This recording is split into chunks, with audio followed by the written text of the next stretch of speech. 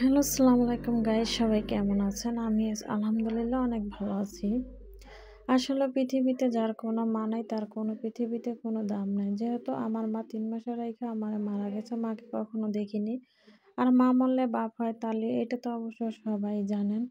কারণ এটা কোনো নতুন কোনো কিছু না। আসলে ছোটবেলা থেকেই নিজে যদি সাপোর্ট করার কেউ না থাকে, নিজে একলা উইঠা দাঁড়ানোটা কিন্তু অনেক কষ্টকর। তেমন কোনো কেউ নাই যে ভাই-বোন যে শেয়ার করবো। কারণ সবচাইতে কি মা যতই মারুক, ধরুক, মা যতই খারাপ ব্যবহার করুক না কেন, মা তো মাই। মার জায়গাটা তো কেউ নিতে পারে না, তাই না?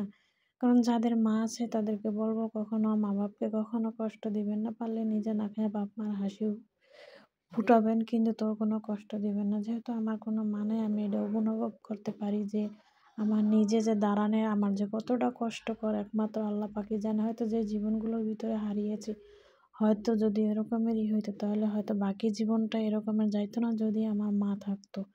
তাহলে হয়তো আমার পিছে ঘুরে দাঁড়ানোর কোনো একটা জিনিস লাঠি থাকতো। এখন তো কোনো লাঠিও নাই। এখন আমি নিজে একাই।